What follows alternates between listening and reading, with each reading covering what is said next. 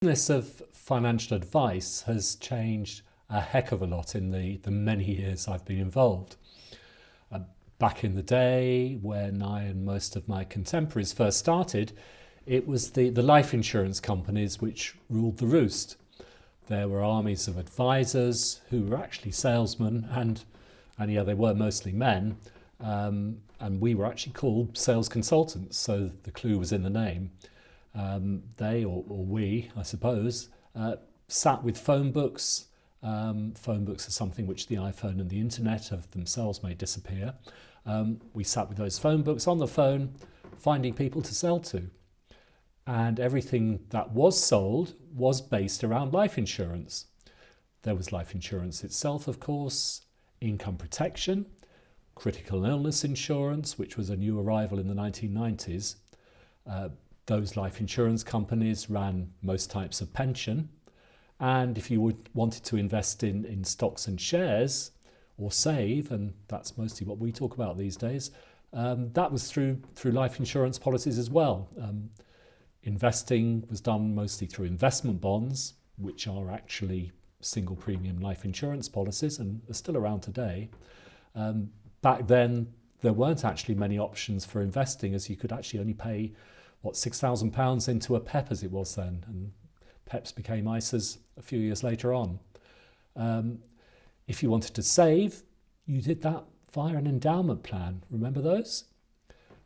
Anyway, it was events this week which made me ponder all of this, because life insurance and life insurance companies are still around, of course, as are life insurance policies in their various forms. Critical illness insurance, which pays out, I always say, if you don't die, and income protection, which pays an income if you can't work because of illness, accident, or whatever. But we, as advisors, really don't talk about these things nearly enough, if at all, because they're not nice subjects to discuss, are they? And I wouldn't mind betting that far fewer people have any of them now than did perhaps 20 years ago. Probably those that do only have cover because someone suggested it when they took out a mortgage. Now, these events I mentioned, which have happened in the last couple of weeks, are, well, a client in his 40s with a young family, sadly diagnosed with a very nasty cancer. Another who's had a pretty bad skiing accident. Someone else we know pretty well who's had a heart attack and a stroke at an equally young age. All in the space of a few days, which certainly made me think. And I have to say will make me pester you again if I've suggested, which is all I probably would have done these days, that you take out some life insurance, critical illness, income protection cover.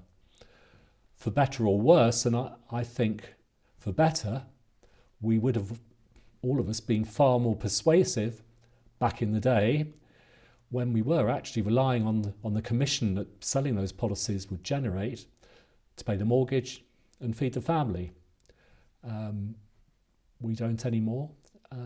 You could say that's regulation for you.